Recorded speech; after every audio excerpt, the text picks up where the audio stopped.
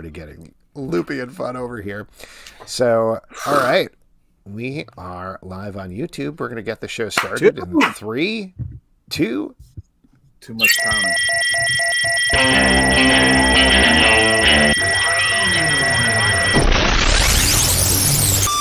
What is up, everybody? Welcome to Comic Book Club. Yeah! I'm Alex. I'm Justin. I'm Pete. And we are coming to you live from a couple of places on the internet. Crowdcast, YouTube, iTunes, Android, Spotify, Stitcher, the app of your choice. Those last couple aren't live, but they're still pretty cool. Anyway, they're very cool. And the app of your choice is the best. Some people are watching this on DoorDash. Some people are forced to watch it on some app, and they have no choices. It's very bad. I'll tell you what, though, if you are listening to this audio, you are going to miss a little bit on this particular podcast. We have a visual component that's coming up that we'll tease in a moment. But first, how are you guys doing?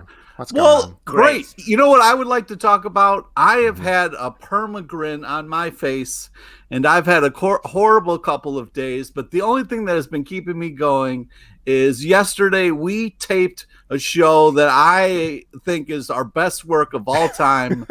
We had a famous person on, and they reamed Zalvin in such a way that made me so happy. I have been smiling for days. I mean, this is talking about the ultimate tease. Is Pete happy? Alex reamed famous person. This is truly the biggest thing we could have ever said.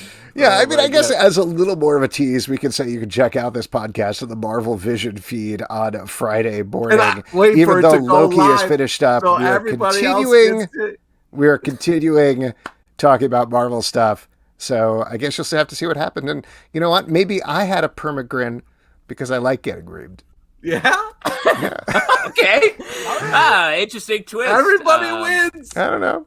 Maybe we all had a great time. It's all possible. It's my last week in the woods. I truly was running through. There's a rainstorm like 20 minutes ago. I was running through the woods to get to this very spot to do this. I had to do a rowboat to get to the podcast that Pete's talking about.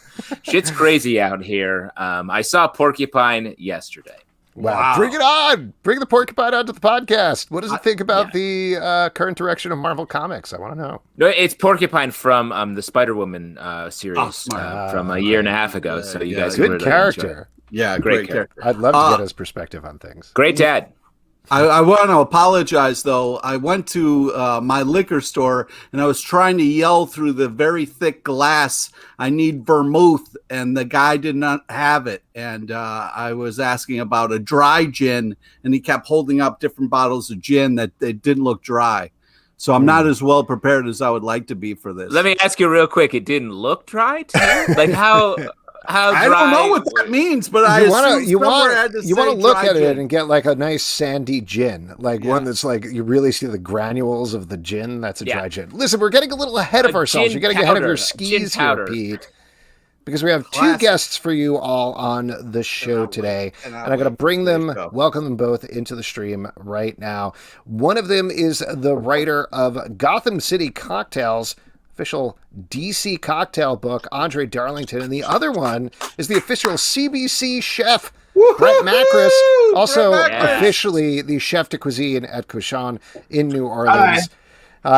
Guys, thank you so much for coming on. So excited to have you both here. So fun. Now, just to give a little bit of context, Bret, very good friend of the show, was our New Orleans correspondent originally for our Cloak and Dagger podcast, Cloak and Jabber, and has somehow stuck around through all of our nonsense, offering amazing food advice on our Patreon, among other things, among just being a generally cool guy. But he discovered your, well, hold on, do you call it a Mitch Gerard discovered your book. Oh, okay. Mitch Gerard's the artist, discovered your book and then posted it on Twitter and on Instagram, and was like, this book is great. And so I love theme books like this, especially in our realm of comics and all that stuff. Like I have the Deadpool book. I have all kinds of stupid Marvel books, cookbooks. When I saw that one, I was like, I have the tattoo. No one's arguing with your love of Batman. And so what Bret has been doing, he's been putting up a vote every week of, hey, which recipe should we do on the show? And so we've been doing that for about the past 2 months, doing recipes from the book. Just a real quick question. for something like this, Andre, is it a cookbook, a recipe book, a cocktail book? Is there like official terminology for what you call this? I think lifestyle. It's sort of a fan compendium. Ooh, that's good. Okay. I mean, because I think more than anything, it became clear pretty quickly that, this was a fan book. It's for Batman fans to experience scenes and characters and places in the DC universe. And that was what we were going for. Yeah. So how did you get set up with this? How did you get... Did you pitch somebody? Did you get contracted? Were they like, were hey, you just out drinking one night? Yeah, were you in a Batman. bar? Yeah.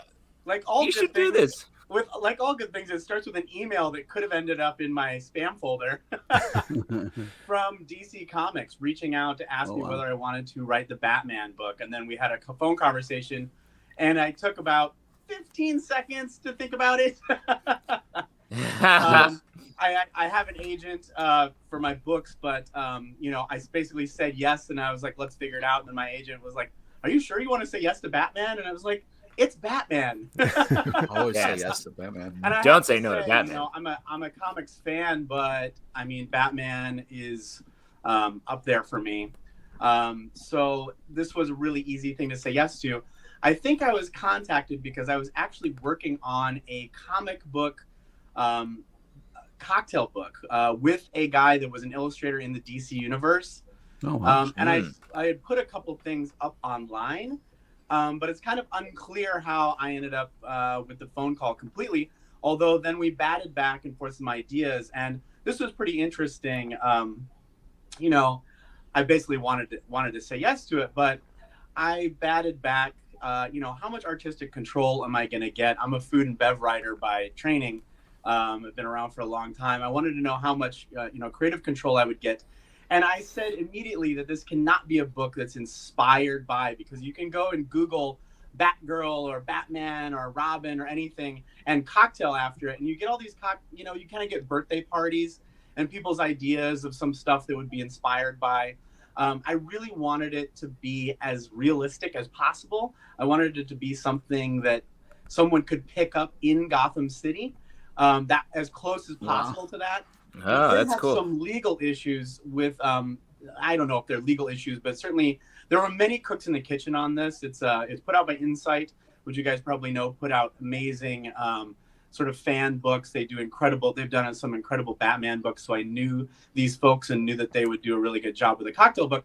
But it was Insight, Simon & Schuster, and then DC Comics, and then above them even was somebody from Warner Brothers. Oh, wow. And so we had a lot of cooks in the kitchen, and I wanted to make sure that through, as we made the sausage, as it were, things were going to come out still looking pretty good and having something interesting. And I really wanted to make sure that, fans that have these attractions to certain characters or to the Batman universe in general, that they would get some new information or feel closer to the stories or feel closer to the characters, and that it could be as real as possible. Now, Warner Brothers sort of stepped in and said, no, we don't really want to actually have, you can't say that this drink is consumed by this character. And that's fine, right, because I got away with, I think, quite a bit in terms of tying these cocktails to characters.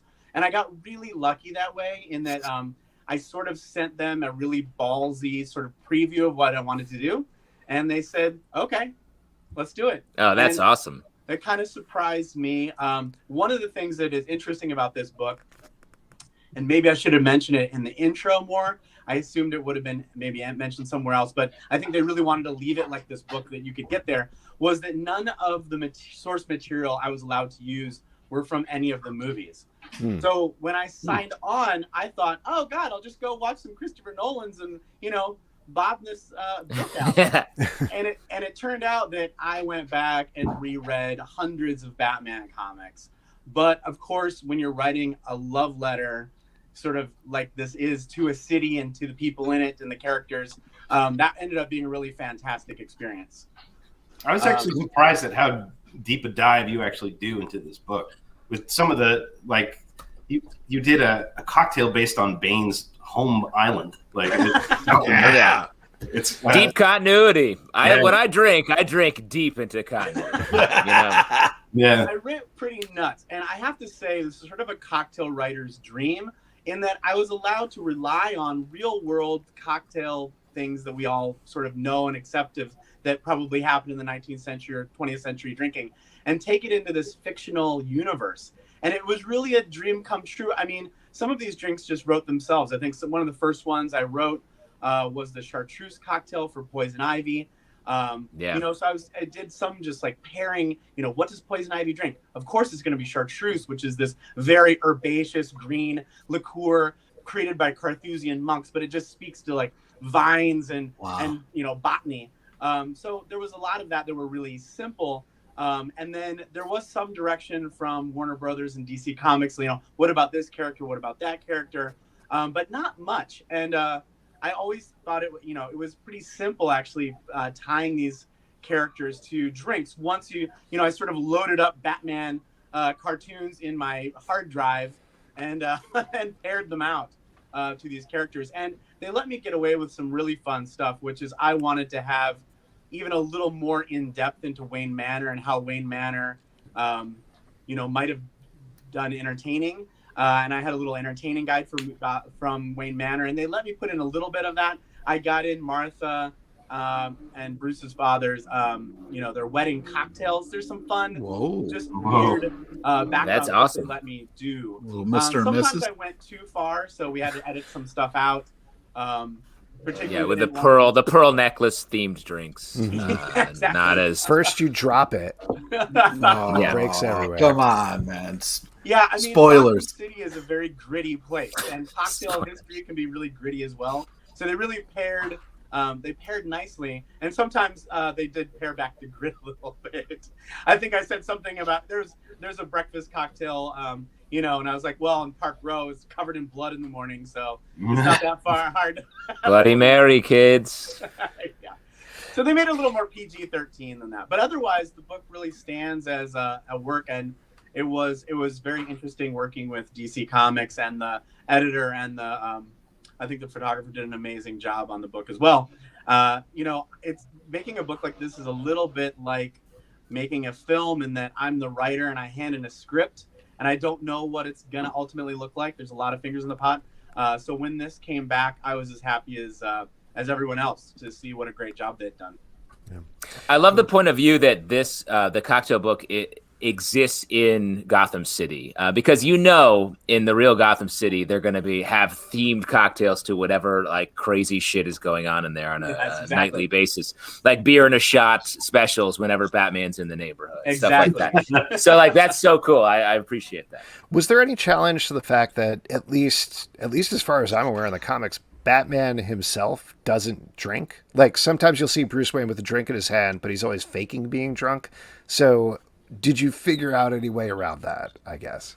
Yeah, it's the elephant in the room in a way. He doesn't specifically not drink, I don't think, until the 40s. The comic started in 1939. And there's some interesting stuff in the beginning. There's definitely bottles of scotches hanging around on desks in the early days, which, that's sort of like noir film. We see that too. Yeah. It starts out very noirish and in a noir-y era, which was really great for me. Prohibition ended in 1933. America started drinking again really heavily. Basically 1934, you start getting, some of the famous drinking movies like The Thin Man and some of the noir mysteries. And by 1939, we're still heavily in that era. So that was fun to play off of. Yes, Bruce Wayne in theory doesn't drink, although he does drink in the 80s. He's actually a recovering alcoholic in some of the books from the 80s.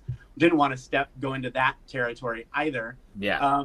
Some of the stuff that I did to get around that was there's a cocktail in there. I think it's called Suit Up, ultimately, which is sort of a espresso drink, and maybe Batman does take a slug of it before he hops in his car. Not that I'm advocating drinking and driving. That mobile drives itself. He's a vigilante. Yeah. You can have a cocktail in the next book that's just called the Bruce, and it's just 4 ounces of Schweppes. And no proof cocktail books are really popular right now. I'm going to come out with the Batman 120 days of alcohol-free cocktails. Now, this isn't specifically a Batman question at all, but I'm just curious, how when you're coming up with a recipe for this book, how do you develop a cocktail? Like, are you thinking about it? Are you looking at other cocktails that exist and tweaking them a little bit so they work for Gotham City, or what's the approach? A little bit of both. I thought that this was probably going to be a lot of customers' first cocktail book ever, with the assumption that we're getting Batman fans. They might know some cocktails, but they might not own a cocktail book at all. I really wanted to make sure that one of the things the book would accomplish is if you go through the cocktails in this book, you've also sort of had at least 20, 24 of the great cocktails in the canon, so that when you run into those, you're like, I made that in the Batman book. It's also true that a lot of variations are just variations on a theme anyway. A lot of cocktails from back in that era have very similar name, but one has maraschino cherry and one has orange liqueur. So there's a lot of variation on the themes already. Making it up, again, I really relied on some of the characters just spoke to me. Bruce Wayne and his immediate cohort were whiskey to me. Poison Ivy definitely was chartreuse, but also absinthe because of absinthe's, relationship to going crazy. Mm-hmm. And of course, then the Joker had to be absinthe. The Joker had to be mezcal, which also has a reputation for making you go crazy. So there was I kind of like sorted the characters a little bit in my mind in terms of liquor base. That sort of started me off. And then some really thematic stuff for like the Park Row. I really wanted it to be kind of this roaring 20s, back when Park Row, where Bruce Wayne's parents were killed, but had been like a major theater district when he was a child, kind of going back to the 1920s and how glamorous those drinks are. So I kind of rooted around for a bunch of different, I came at it from a bunch of different angles, I guess I'll say. Sometimes, I'd get a name and dig around for what it was. There was quite a bit of cocktail testing on this book. This was good for you. In theory, over 50 originals. So, we were making, I have, a couple people I make cocktails with, especially one good friend of mine who's a bartender, bar manager, longtime career bar guy. And we were in my kitchen sort of like, so the Joker, what's he drinking? So which cocktail in the book would you order on a reg? What's your drink from this book? That's not fair. That's not a fair question at all. Come on. This is not a fair question. Not a fair question. Although I do tend to make stirred drinks for myself after work more often than shaken ones. Just because I've got the stirrer there, I can put a couple cubes of ice in. So the one that we'll demo later is definitely up there. I think it's a variation of a drink that people will know. But I love going back to the book, and this time of year in summertime, I've been drinking those Bane cocktails. He's got a couple drinks related to the Bane world in there, which are essentially margaritas or daiquiris or mojitos. He's from an island on the Caribbean, so that made it pretty easy to do variations on Caribbean drinks that we know. I think that was the second drink we ever. Yeah. The first one we did was tail lights, right? Mm-hmm. And that seemed like a take on a Boulevardier. Am I wrong? Yeah, correct. You're that's a fantastic one. I love it when I was able to sneak in these little tricks with either the garnish or I think the taillights in that one is the two cherries, trying to represent the taillights, which I feel like is really representative of how cocktails were created originally. Again, going back to what you were saying about, Gotham City is a rough and tumble town. Bartenders are out there every night saying, what was in the news? Who's the new villain of the week? Let's make a drink for him. And I think that's still how bars operate. One of the things that was interesting in reading the comic books and really going back and digging in the early years is, people have done a lot of work and development over the years of Gotham City itself. Where is it? What does it look like? I think there's a really nice book actually that gives you, a few different map scenarios of what Gotham City would look like. I know Christopher Nolan made one behind the scenes for his movies so that he knew where things were and how far things were away. One of the things that comes up, and these guys were really funny. The guys that wrote the first Batman books, the shining light was not on them. They put all kinds of hilarious stuff in there, including their parents' houses. So every once in a while, a character will just go to like Carroll Gardens in Brooklyn and be like, "Hey, mom and dad." Hard to square that exactly. But continuity. Again and again, it comes up that Gotham City is a city south of New York on the ocean. Well, what is that? Philadelphia. And it's also a mobbed up town. So I actually pulled in a little bit of Philadelphia history and a little bit of Jersey. It's kind of Jersey area Italian drinks, which is why you see a little bit of a Negroni in there, an Americano. I had really fun time with Falcone, who's a character I love. I feel like he's kind of this mafioso South Philly guy that I've seen order drinks before. He's kind of an Americano with a little balsamic. It's extra vinegar. It's actually still very delicious, but has a little vinegar in there with 2 olives just because, the guy's intense. Well, we did that one last week, right? That was a week or 2 weeks ago. Perfect. Yeah. Hope you enjoyed it. That was great. We got a question here from Josh on Crowdcast. Andre, you sort of rightly deferred from answering this, but Bret, which is your favorite recipe from the book? From the book, I really like the Roman from last week. I also like the Bane cocktail, the Pina.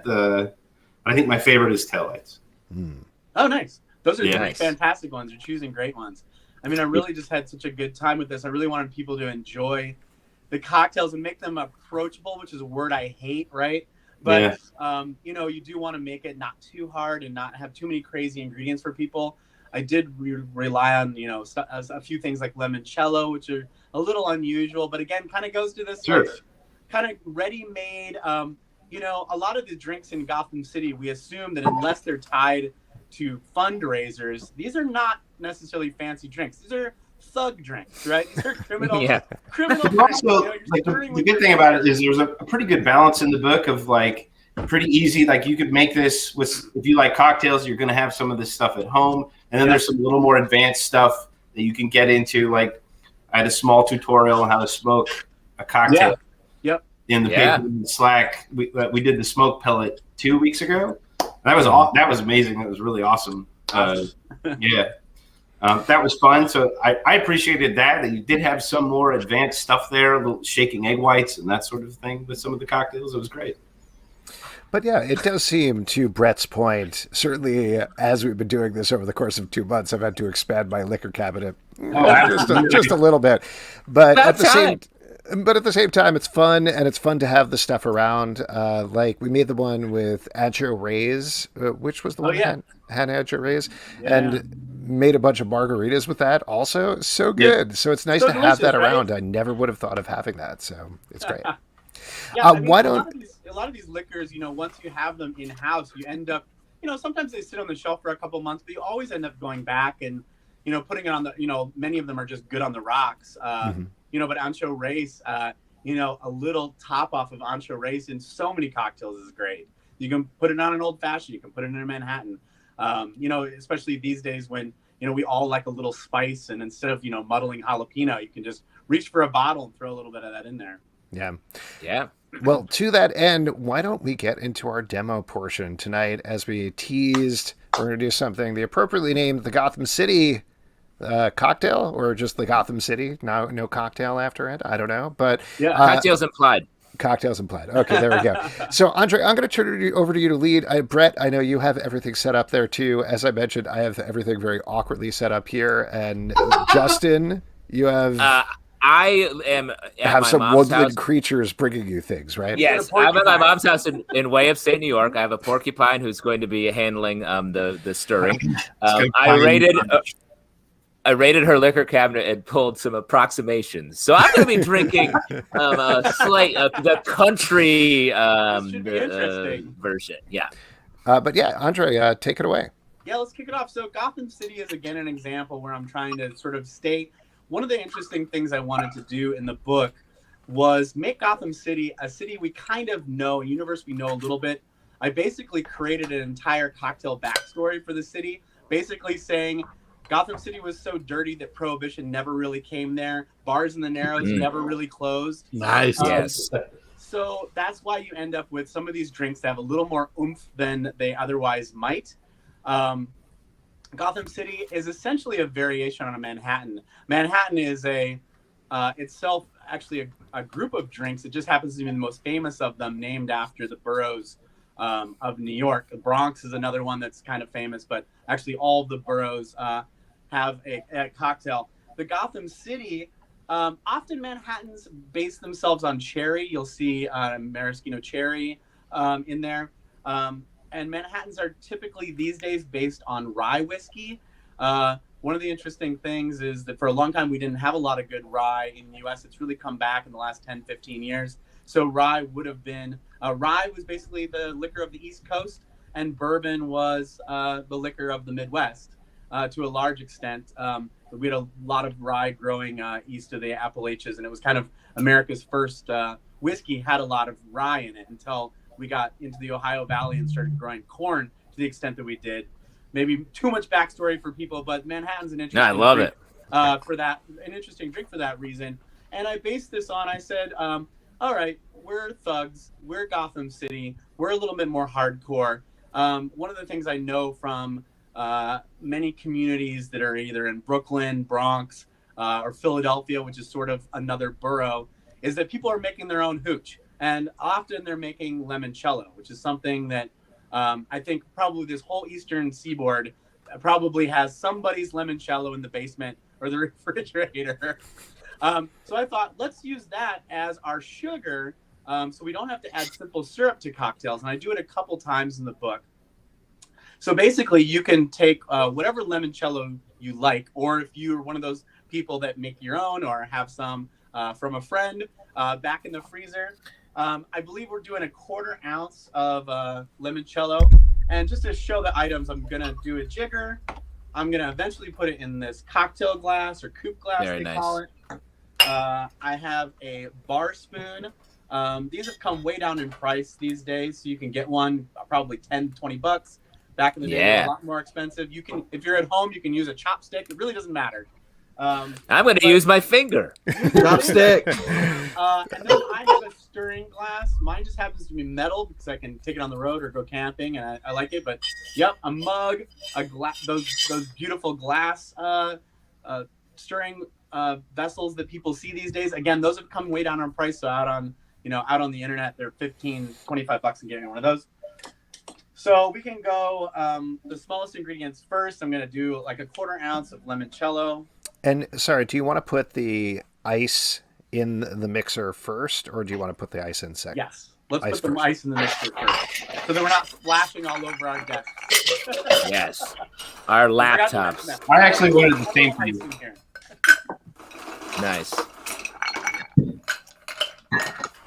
Home freezer ice is good. People make a lot of noise about ice in the cocktail world. If your freezer is making ice at home, it's making quote unquote slow ice.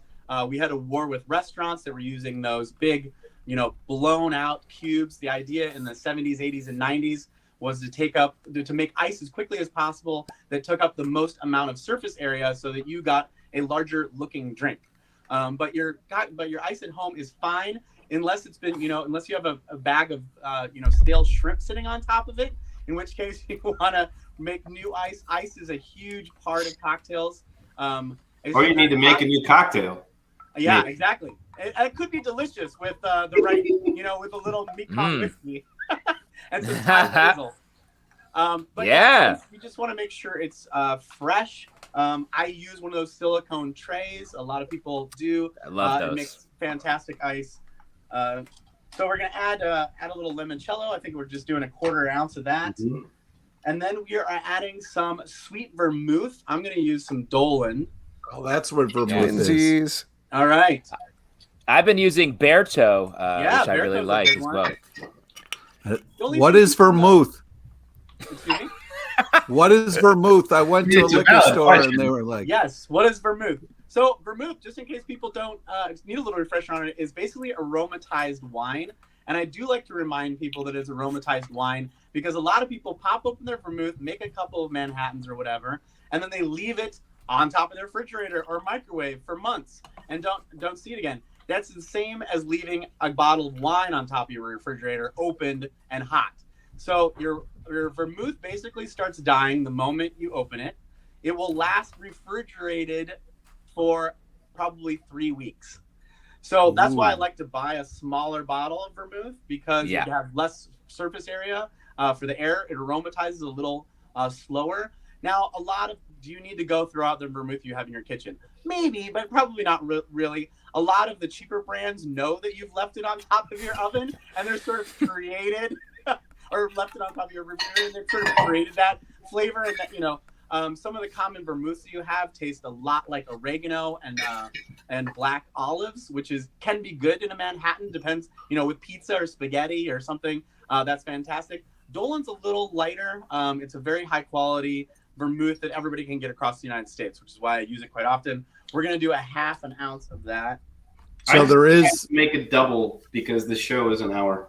Yeah, make double. Yes. Responsible. That's what I already did. Yeah. Yes.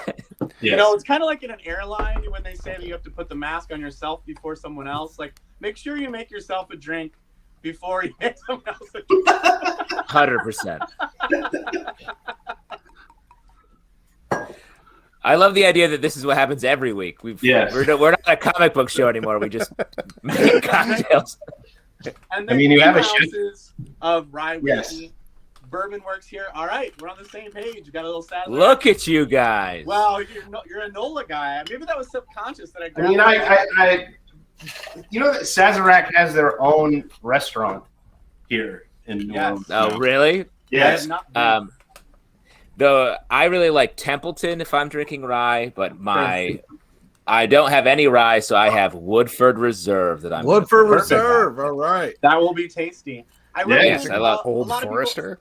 It is higher. Old Forester is fantastic. I do think with ryes, there's a lot of great ryes inexpensively on the market. Rittenhouse is a great one. Love Sazerac. Rittenhouse. Of course, Wild Turkey makes a rye. Everybody makes a rye these days, and they're all really fantastic. If you become a rye connoisseur, you can kind of taste the difference. Rye gives it a little bit of heat and a little bit of like sharp edge to it. So I do feel like rye is a little bit of like a cocktailer's spirit. It's definitely not training wheel whiskey, which is probably bourbon, which is a little bit sweeter. So if you have a guest or you yourself don't like kind of that sharpness of rye, there's nothing wrong with making a bourbon Manhattan, or in this case, a Gotham City. So we're going to take that and we're just going to stir it.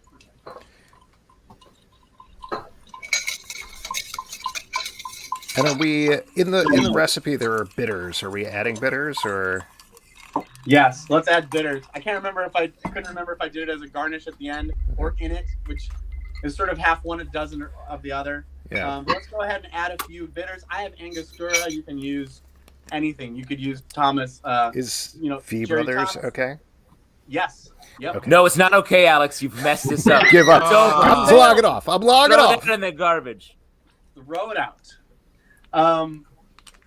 So there's a difference between a lot of times Manhattans are made with bitters in it. Sometimes it's on top. The only difference is when you first lean into that glass, are you getting the aromas from the bitters or not? Do you want that? I feel like a lot of times these days bitters have sort of been confined to, as a garnish, been confined to cocktails that have egg white in it, so that when you get a frothy drink, they do that little trick where they put like 3 or 4 dabs of bitters on top and they run a toothpick through it. So it's not only beautiful, but you don't smell egg white first, you smell bitters instead. Yeah. That's where you're going to see bitters most often used as a garnish. Instead of bitters, I have this tiny pine cone I just got. Yeah. That works. Bitter. That might work. It's pretty You're gonna bitter. get a nice residue. Yeah. Justin, why? So we're gonna give I'm a nature boy. We're gonna give that a good stir and go ahead and pour it out. Actually, this next part is my favorite part of the recipe. Is when you take the lemon. You take a lemon, take a Y peeler. You can take any peeler you have at home. If you don't have any kind of peeler at home, you can make a coin. So that is just cutting a little bit of the skin off. But in this case, I'm going to take a little bit of lemon.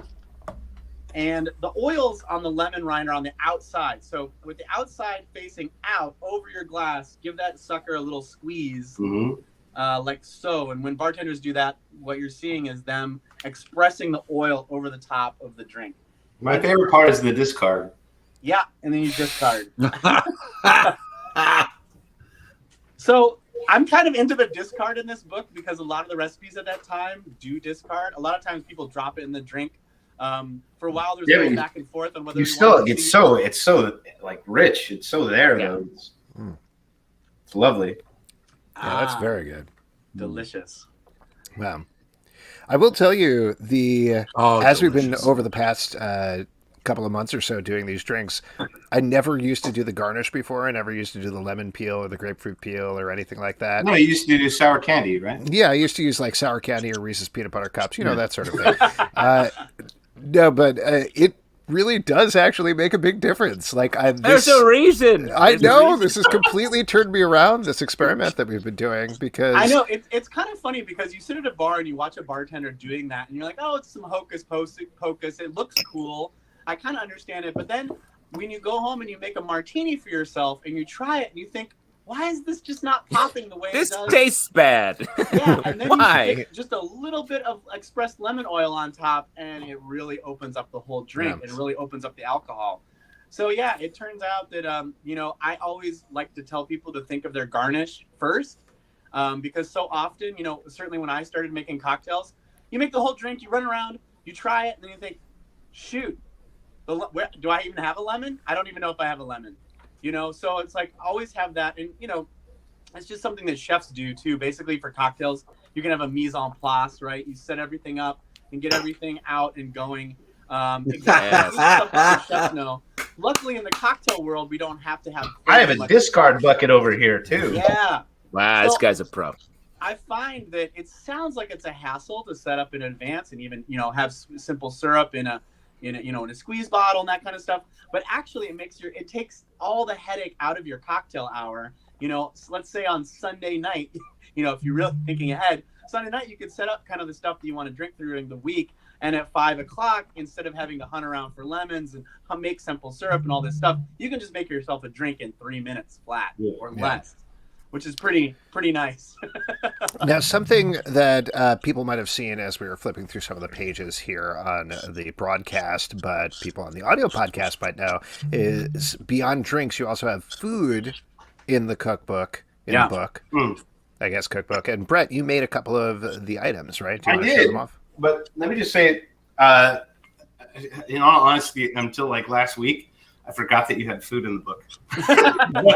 We just been focusing. Easy to forget. Focus. Yeah, I mean, we've been focused on the cocktails, and so in most books, in this style, cocktail books, they always put food in the back, and it's like it never coincides with whatever. Like, here's this Manhattan, and we pair it with a ribeye, but like you're not like no one's doing that. So actually, the food that you have in here is just great for what it is. It's like if you were hanging out with two friends and chatting, you'd want these little finger foods, little things like that. So I actually did do the Gotham City wings. Yes. Yes. Wow. Look at that. So to describe this for people who are listening on the podcast, this is chicken wings that have been dyed with squid ink, I believe, and are in the shape. No, it's not squid ink. You're joking about that. Yes. Oh, so it's pen ink. It's pen ink. Food coloring. That's fantastic. Made it look like food color. Yes, and it's really great. It's pretty good barbecue sauce. Bret, some people are saying, can you get closer to the camera just because? Yeah, let's see those suckers. It's I did my best to make it look like the bat symbol, but yes. It's a future special at the restaurant. Bret. Yes. Yeah. So what is that? That's barbecued chicken wings, essentially, is what it is? Yes. Yeah, it's and then I made straightforward chicken barbecue recipe. Yeah. Yep. And then I made these little. Actually, you know what? I went to the store to get Old Bay, but this is the South. And Old Bay doesn't exist. It doesn't exist at all. I had to make it. Wow. Wow. I should ship you some when I go to Baltimore. I get tons of Old Bay. Yeah. I mean, I can get it through like purveyors, and they're all like, yeah, hold on, it'll be like 2 weeks. No. Like, really. It's not a thing. I couldn't get it at the store. But the other thing I made was your little espresso nocturnes for the cremes, which were really nice, just in the shot glass. They put a little orange zest on top, like the recipe. Just out of curiosity, I mean, you do a little shout out to your wife for the brownies in the back. Where did you get the food from? Yeah, the food, I feel like I haven't, so I'm an old restaurant reviewer, and I actually owned a restaurant out in Chicagoland. So food is one of my first loves, and I've been at these cocktails for so long that I've just developed a few things up my sleeve. So when this book came out, I thought, oh, I'm going to use that. Because the Nocturnes came about, I think, because I needed to go, it's like they're lighter, right? There's not any, normally when you're making a mousse, you end up with like lots of egg and all this stuff. Yeah. And I wanted something lighter that's gelatin. Both of these were very easy. It's just throw the stuff in the pot, bring it to a boil, turn it off, add the chocolate. It's done. Really easy. It's sort of I like to call it like a drinker's mousse, right? Because I feel like as cocktailers, we might not, after the second drink, we're kind of lazy and we're not going to make a full mousse. I also appreciated the little direction. I do this podcast every week after 2 drinks. Where you were like, yes, break it at the joint so you can expand it and make it like a bat wing. I appreciated that. The bat wings, I was wondering whether I should do it. I thought that jet wings might be too boilerplate, but I thought, God, I've got to do these jet black wings. They're just too funny. They're very cool. Too fun for cocktails. I also took like all the joints, even on those, and Frenched them a little bit. I mean, obviously, no one has to do that. Lollipops? So you can basically lollipop the whole thing. Yeah. I love it. Look at this industry terms coming out. Frenched them. Like is chicken wing 201. I'm doing 101. Another thing, if we're talking restaurant shop here, you always befriend the bartender. You always befriend the beverage director. Always. Yes. Always. As a rule. And the chef, hopefully too, but definitely the bartender. Who typically start with the bartender, get to the chef. You get the bartender, you get the chef. You're a regular for life. Andre, this has been absolutely amazing, but before we let you go, so Gotham City Cocktails is on shelves now. Is there anything else coming down the road that you want to plug? Yeah, crazily enough, I've had a wild pandemic. I wrote a book called Booze and Vinyl it came out in 2018, and I just finished a second volume of that, which comes out in spring. And then I also have simultaneously, I have a book called Booze Cruise. So right before the pandemic, I did a full circumnavigation of the globe and pulled a book together. It was like more than 40 cities around the world, kind of what they eat, what the essential cocktails are.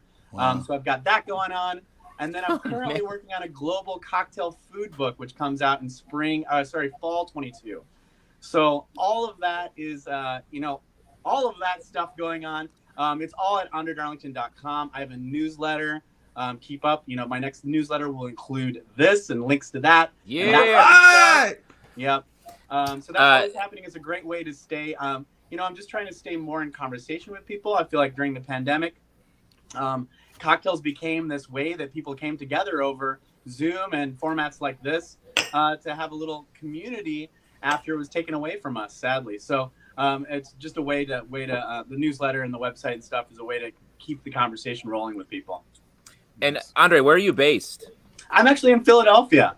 All right. I played a lot of Philly reference. That's where Pete is based as well. That's right, West Philly. Give us the shout out on a bar to check out in Philadelphia. A bar to check a couple out bars. Philadelphia is in Fishtown called R&D, which I think stands for Research and Development, possibly, hopefully. After that, sorry R&D if that's not what it is.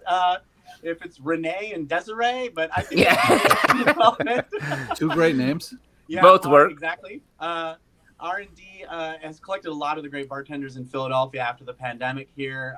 They're now open, I think, at least 6 days a week. Great convivial bar. I'm going to do an event there next month. Oh, man. Yeah. Roll through. Yeah, absolutely. I'll see you there. Cool. Awesome. Andre, thank you so much for coming on. Brett, thank you for coming on as well. And thanks, both of you. Actually, if I didn't do this, she would be really mad at me. It's my 14th wedding anniversary. Oh, why are you here? Yeah. So I'm actually Nocturnes too. Yeah, I'm using my groomsman, whatever this is, glass. Oh, I love it. Yes. Yeah. Well, cheers to you on your anniversary. For having me on. I'm really excited to meet you all. And Bret, who we were chatting briefly on Instagram, I love that you guys are cooking through the book. Thank you so much for having me on. The book is really a love letter to Batman and all things Batman world. And it's been really exciting to see fans really take to this book. The book is doing great. And Instagram is full of hilarious pictures of people dressing up as the Joker and drinking, which doesn't get any better than that. Yeah, that's amazing. Yeah, as Nat says in the comments, we have been drinking so much due to this book. It's a labor of love. And Nat also said, tell the waiter, quote, bring the chef out here. I doubt he's busy. Pete. Not true. Here we go. The next time you guys do a live show, I'm going to be there. And I'm going to punch him in the face for you, so don't worry about it. We're both going to knuckle him. Yeah. Wow. All right. This is neither here nor there. Guys, thank you so much for coming on. We're going to move on with the show. Andre, Bret, have a good night. Take care. Later. All right. There we go. Happy wedding anniversary. Happy wedding anniversary to Bret. So also, nice. if you are New Orleans way, definitely go to Cochon, his restaurant. Justin, you I can't wait. I want to go. I went there, yes. I was down in New Orleans doing shooting a commercial, doing night shoots. Producer. You were a line producer. I was not doing that. We were shooting a commercial down there, and we were shooting nights, so I shot all night, went and slept for 4 hours, and then went to Cochon and had an amazing lunch, and then so good, like very rich food. Went back, slept more, and then got up and shot our set of this commercial. Nice. I was feeling amazing. I actually went there. I hung out with Bret, obviously, and Sleepy Pigeon from the Patreon Slack. Nice. It was amazing. Awesome. So fun. And don't forget to also check out Gotham City Cocktails from André Darlington, which is out now, as we have been talking about incessantly for the past 2 months. It is great. And folks, we're going to move on with our next section, which is you wanted to say something else, Justin? Real quick, this is maybe unnecessary to say, but I will be back in New Orleans in November, Bret. We are coming to your restaurant. Yeah. Whoa, Novem's. Ooh, all right. There we go. All right, we're going to move on with your audience questions.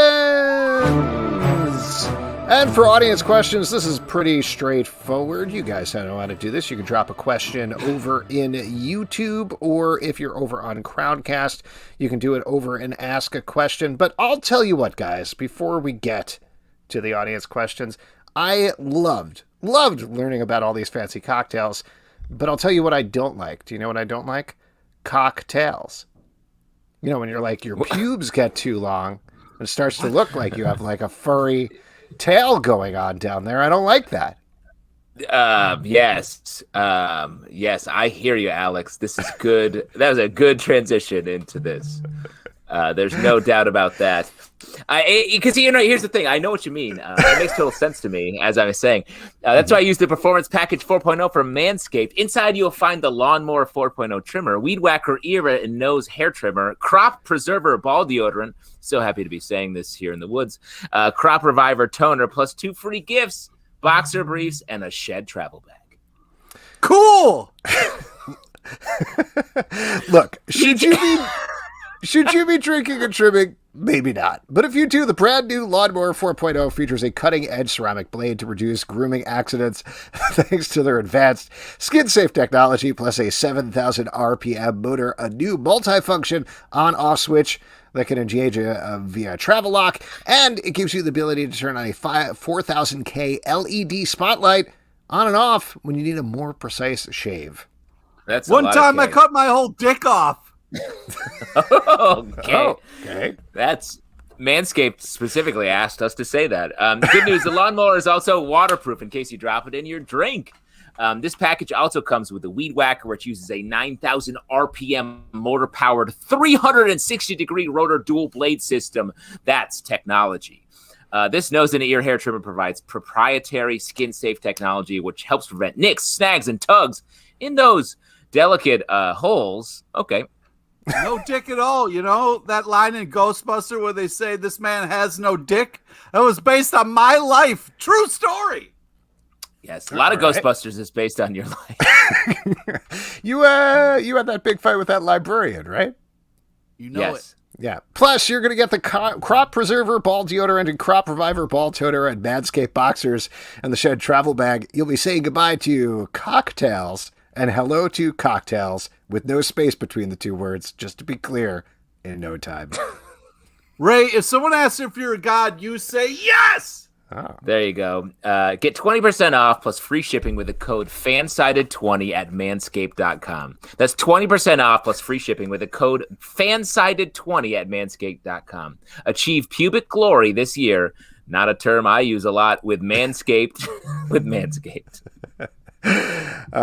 Great. All right, let's move into our audience questions. And just a hot tip, if you want Pete to actually read your lines, give him lines you definitely don't want him to read, and then tell him he's definitely not going to read them. There you go. Mr. Reverse Psychology himself. Word for word, baby! Jesus. It's a game of chicken we're all losing at. Let's go to our questions here. We got one from Edward Doherty over on Crowdcast. Which characters have the least well-defined or most visually confusing powers in comics? For the life of me, I can't figure out what the darkness does besides having little goblins pose around him. That's such a good question. That's such a good question because I do think there are these characters on the edges of comics where it's like, this is a cool idea. It just doesn't work in comics because of whatever. Like, for as much as we love, what's his name? The Spot from Spider-Man. Who goes in and out through different holes. I feel like it just doesn't quite work the way it's been done. It always gets it heightens too quickly, and all of a sudden there's just too much. It's chaotic in a normal panel grid. Nat actually brings up in the comments here, Spawn. I do think that's another good one. I don't know what Spawn does. Pete got so angry he just left about Spawn. Oh, he's back. Don't talk shit about Spawn. I'll leave. He's got chains. He goes to hell sometimes. What are his powers? A cape? Well, I believe his powers are the ticking clock running down was mostly, and also chains are not powers. Chains are a burden that he bears, I believe. Sure, technically. Okay. Yeah, but he can control the chains and he can do things with the chains. And, he's also, can't be killed. So there's that stuff. I have another answer here that's something that has sort of bothered me for many years. Galactus. Like, everything about Galactus is awesome. He shows up. It's scary. It's intimidating. But the actual eating of a planet never looks right. It's weird. He shouldn't eat in front of people. He eats with his feet. Yeah. He eats with his feet. He has tiny little mouths in his feet. They go, yum, yum, yum, yum, on the planet as he's sinking into it. That's what Stan Lee said originally. Yeah. I don't know. He eats with his feet. Come on. We got to get this one out. Most of the... I mean, this is the problem with comics, and I feel like I run into this sometimes when people ask me specifically about the movies or TV shows and like, hey, what's this character's deal? I'm like, don't worry about it because they have cosmic energy or they're an Omega level mutant or something like that. There's a certain point, particularly when a character gets so overpowered that it doesn't matter what they do. And it's more about who they are and how they approach problems, because most of their powers are shooting rays out of their eyes, shooting rays out of their hands, exploding somehow, but coming back together. And that's pretty much it. Well, let me throw out topically, Kang. A lot of people talking Kang, and I'm like, I don't know. It's hard to, let's not get into it. I've been avoiding that so hardcore because every time I think about it, I'm like, well, Kang, he conquers. He conquers. He does that. He definitely conquers. Whenever anybody's asked me, they're like, what's his deal? I'm like, oh, mostly he stands there with his hands behind his back and floats on a platform and says, now Avengers, it is time. And that's pretty much it. But you've crossed me for the last time. This time, for sure. Time. I do time. Quick shout out to Josh. He puts the planet in his mouth and eats it. I wish Galactus was just eating planets like apples, because that would make way more sense. Oh, it would make so much more sense. Or if he, like, what would he be standing on? What would he be standing on if he's holding Earth? Space. Like, I don't know, another larger Earth? Hard to draw. What's that planet coming? What's the story with that planet, Alex? Why has he got to stand? It's called Large Earth. He's sitting on that. He's picking a bunch of planets out of a planet tree, and he's eating them like apples. Everybody knows there's a String's giant very bench strong. next That's all to I'm Earth. And mine was stronger because I substituted some stuff. Limoncello is like poison to me. That stuff's bad. I've never had it before. Blech. Ugh. It's like like drinking. It's like separately and taste it. It's like putting a big piece of soap in your mouth. Wait, Pete, what are you drinking? Since you couldn't find vermouth. Oh, so I love how chill you were through that whole thing. You didn't say a word. You just sipped whatever you were drinking the entire time. See, you knew if you said anything, we were going to call you out, right? Yeah, 100%. See, what I do, it's very complicated, but I can go over for you, is I take booze, and then I put it in a glass, and then I drink it. Or in this case, I had a little half and half here of the Arnie Palmer special that was on sale at the gas station near my house. And then stir it up with a stick of some kind. A stick of some kind. Yeah. A stick of some kind. Let me say, Pete, you may be the most Gotham City bartender of us all because you are drinking hard and don't care what it tastes like. That's right. We got a kind of question sort of comment over here on YouTube. This is from The Big. Just finished Sweet Tooth. So will Johnny the Last Man henchman with a heart of gold turn out to be the true hero of the show? Second guest, the horse. Well, yeah. We're all getting horsed tonight specifically. Let's not forget that. Yeah, shout out to Candyman, a Sweet Tooth podcast. Check it out for that fun running bit. You'll get it then. Yeah, you'll get it then. I will say that henchman does strike me as a character that is spotlighted in the end of the series, the first season. So maybe, and also maybe one of the most taken from the comic book moments of the show from my observation. One other thing, this is very side and not addressing this question at all, but something that came out today that I thought was interesting is Netflix released a bunch of viewing figures. They're self-reported figures, so they're already a little iffy. Also, Netflix bases their figures on 2 minutes of a household watching a TV show, so barely counts as a view. But Sweet Tooth, they announced for the first time, had 60 million households watch it in the first 28 days.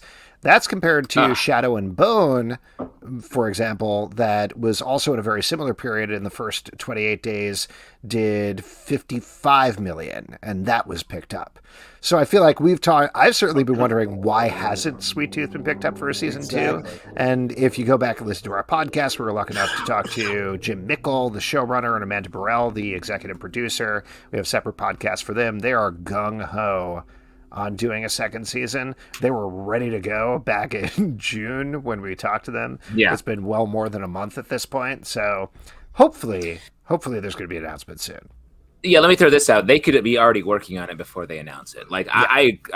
I think they'll definitely do it. I mean, it's RDJ's production company, and we've got a lot of RDJ hype coming on our podcasts in the near future. So get ready for that. But yes, I think it's coming. Yeah, absolutely. I think we'll get an announcement soon. To your point, I mean, very similarly, Lock and Key, I believe they had pretty much the second season already broken, if not written, well before they even launched season 1. Like, they were already working on it just in case. So that seems to be the pattern with Netflix. And I think that's the future, I think, where it's like you shorten the timeline of when you're making your announcements and your release date, because it just makes people, it's more in the consciousness. It's better for the show. This is from Nat Townsend. What is the most delectable meal you have ever seen depicted in a comic book? Just to throw it out there, any of the watery soups that Alfred feeds Bruce. Oh, yes, nice. Definitely. Those sad-ass soups that Alfred, honestly, whips together at the last minute. He's He's like, oh, shit, hey, Batman's up. I'm going to pour some tea in a bowl. Man, he died, all right? I had some leftover Earl Grey in my cup. I'm going to pour it in this bowl and serve it to Bruce. He died. He wasn't getting enough nutrition from the thin soups. He needed a stew. Stop. Alfred needed a stew. How dare you? How about the dinner that the Joker served, where it was faces, the face dinner, from Death. That was that Death of the Family, the Scott Snyder Death crossover. Of the Family. I'm trying to find the name of it. I feel like I've mentioned. There's a bunch of manga stuff that is amazing. Yeah, I was going to mention, I think it's this book called Oshinko or something like that. This is not delectable, but I do think about this all the time. They talk about a dish which is, and I believe this is a real dish, where a seal eats a bunch of seagulls, and then the seal dies, and they take it and they bury it in the ground for like 2 months until it becomes fermented. Oshinbo, there you go. And then they dig it up. And apparently it's fragrant and kind of terrible, but also hits this pleasure center in your brain at the same time. So disgusting. And they go into it very much in depth in the book. But it's definitely something that like I think about very frequently. And there's an Icelandic dish that's like burying a shark and then you eat it a couple of weeks later or something. And it's awful. It's like poison. Like, what are we doing? Pete, you got an answer? Did Punisher eat one of his guns one time or something like that? No, I'm trying to think. I wish there was more Rochester-based comic books where you could get really, get some sweet shots of the garbage plate. But Pete, let me ask you, how often when you finished a perfect garbage plate, on the styrofoam plate that you eat it off of, like an animal, when you finished it, were you ever like, delectable? Well, when I was a kid, to prove, your manhood, you would lift up the plate because by the time you finished, the plate was now clear. Like that's how gross the food is. It would take a paper plate or a styrofoam plate and it would turn it clear. And let's remember, this is food that's going into your body that you put in your body. That's right. Does your body also go clear?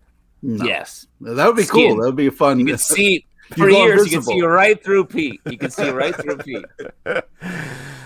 All right, this is from Kevin. Are there comics you got drunk to read or that you were drunk when you read the first time, and did you go back and reread them sober? No, I don't. I rarely at the end of a night, I'm like, let me just tuck in with some comic books after I've been out drinking or at home. I have a hard time reading when I'm drunk. Yeah, I mean, sometimes when we're reading stuff for the stack or prepping for the show, I'll have a drink while I'm reading because it's nice, but I don't think, to your point, I want to concentrate on the stuff, so I'm not like time to get wasted or anything. Yeah.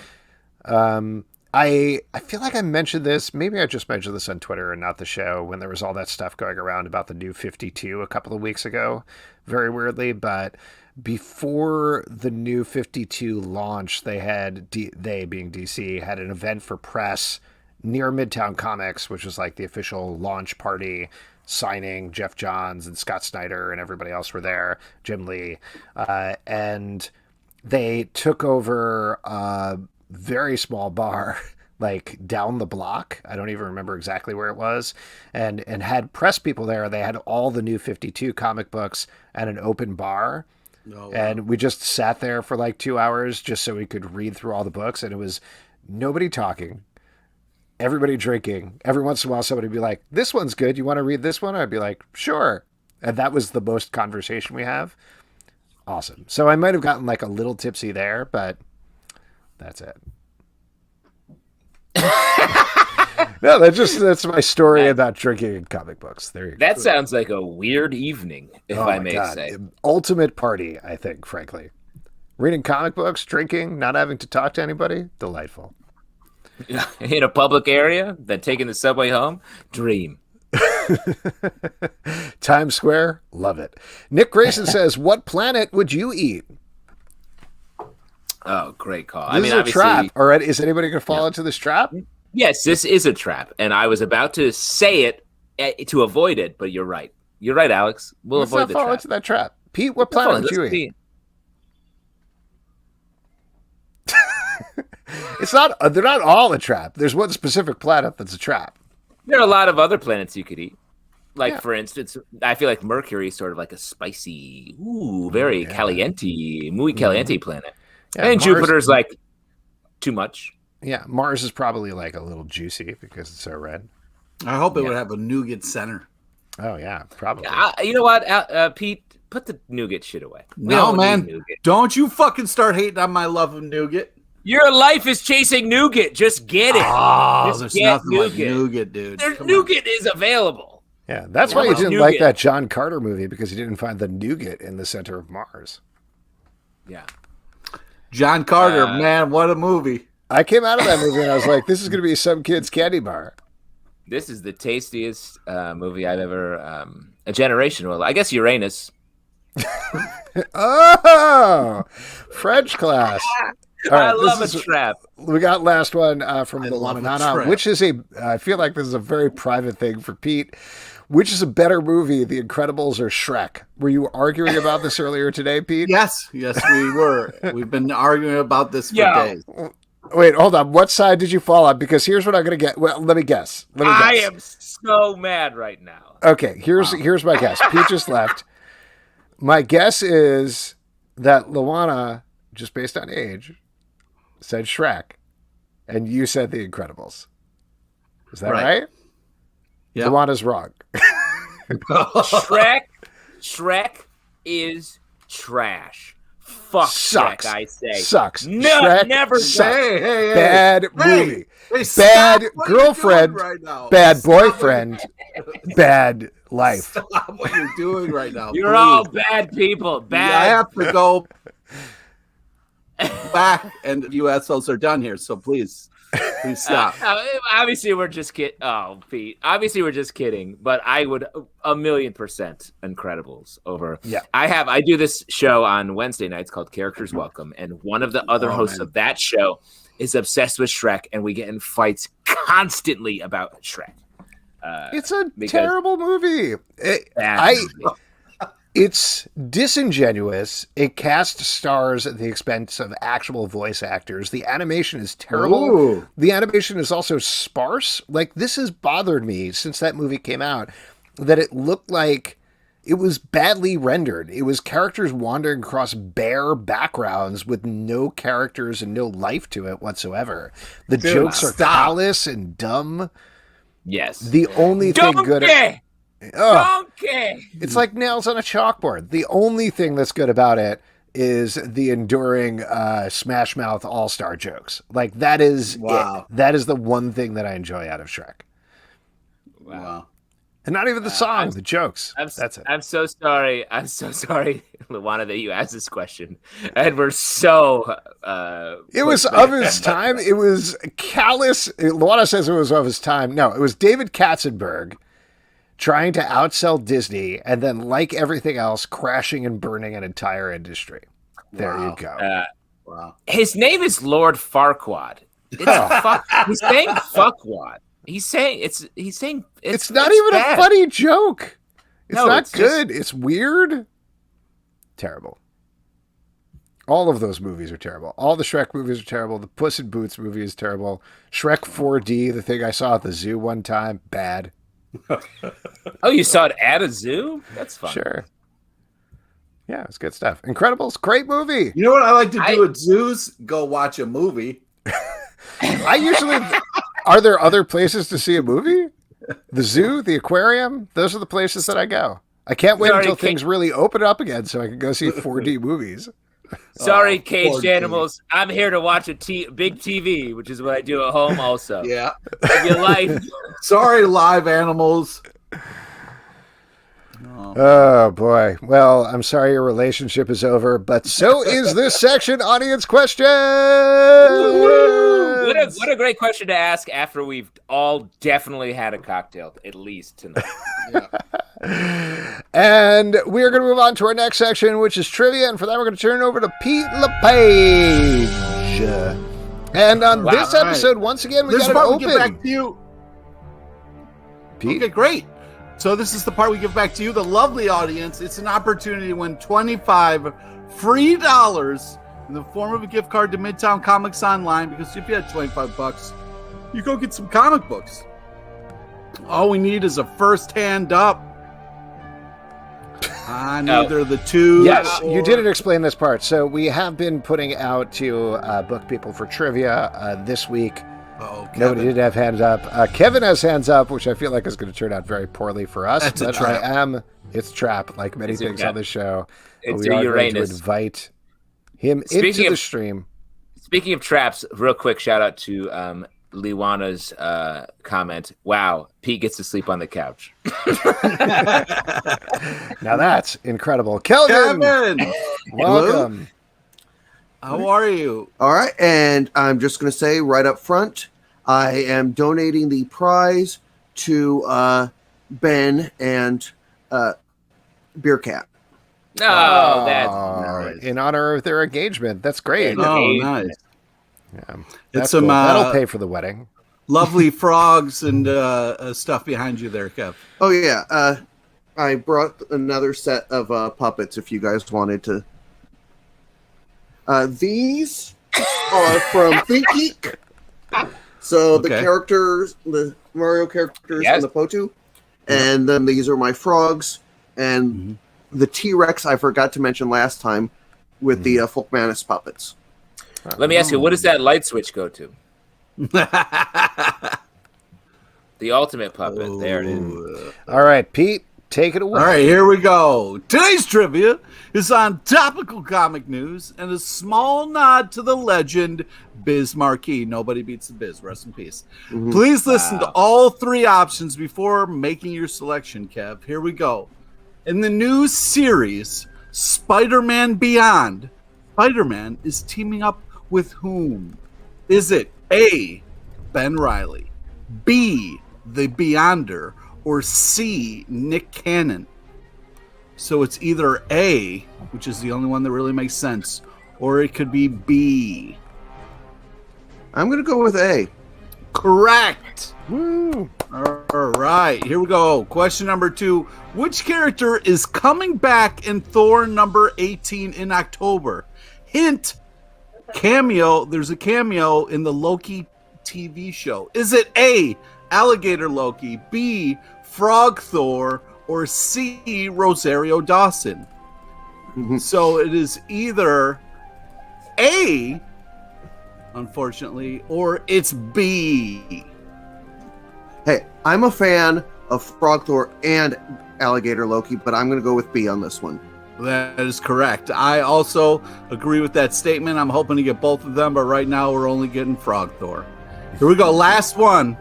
On August 10th, we're getting a new Batman comic called Blank. Is it A, I Am Batman, B, Batman Reptilian, or is it C, Tony Shalhoub?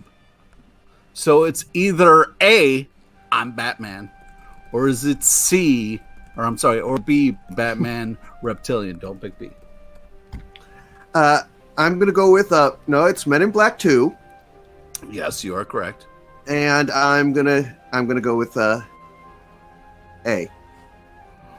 A, yes, you are correct. Woo. $25 free is yours to do with you what you wish, and it's nice of you to donate it to Love, Kev. Congratulations, That's Kevin. so nice. Yes, thank you for coming on. I swear we will complete your quiz at some point, but just not today. Part of our I figured. Okay. it's part of our end of summer. We're looking extravaganza. sharp, Kev. You're looking sharp. You're looking great. All right, we'll talk to you soon. Even in the middle of vacation time, you're still all business. Yes. All right, Kevin, congratulations. You'll be getting $25 from Midtown Comics. Talk soon. Have a good night. Night. All right. Later. There we go. Now, as we all know, comics are cool. What cool comics are you looking forward to, Pete? Well, there is a compendium coming out called Lock and Key Key House that I'm very excited for. I'm going to get that. Ooh. And also Usagi Yojimbo number 21. Justin, what about Nice. you? What are you looking forward to? Great question, Alex. I have to give it up to tough. I'm going to say Radiant Black number 6. Oh, wow. We've been covering this book a lot, and the 6th issue, I'm assuming based on just the cover, is going to really explore a new side of it that I really will enjoy. So that.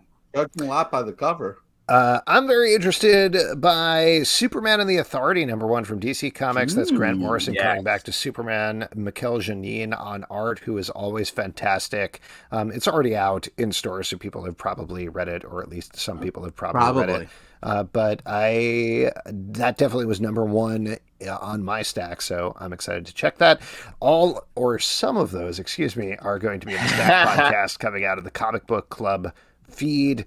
At Wednesday, 9 a.m. Also, its own dedicated Stack feed. And folks, that is it for this week's shoot. Oh, man. A couple of people we want to thank. We want to thank André Darlington for coming on. Check out Gotham City Cocktails in stores now. Also, Bret Macris. Thank you for coming on. If you're ever in New Orleans, as mentioned, go by Cochin or a Chef de Cuisine. Food is delicious there. Next week on the show, we're going to have 2 more great guests. Ira Marks, writer of Shark Summer, is going to be here. Also, Jeffrey Brown is going to be here to talk about his new book, Total Waste of Space-Time. So that should be a lot of fun. A couple of other podcasts that we can plug. Marvel Vision, our Marvel podcast, is switching over to Fridays. We have a special episode that put a smile on Pete's face. Alex gets his ass handed to him. It'll be interesting to see how you're feeling by the end of tonight, Pete. I guess we'll see what happens. Riverdale After Dark, a Riverdale podcast. We just dropped a new episode with Denise Nadredre, the set decorator. Yes, that was a lot of fun, so definitely check that out. Patreon.com/Comic Book Club to support this show and all the shows we do. iTunes, Android, Spotify, Stitcher, or the app of your choice to subscribe, follow, and listen. At Comic Book Live on Twitter, Comic Book Club Live on Instagram, comicbookclublive.com for this podcast and many more. Until next time, good night. Good night, guys. Great.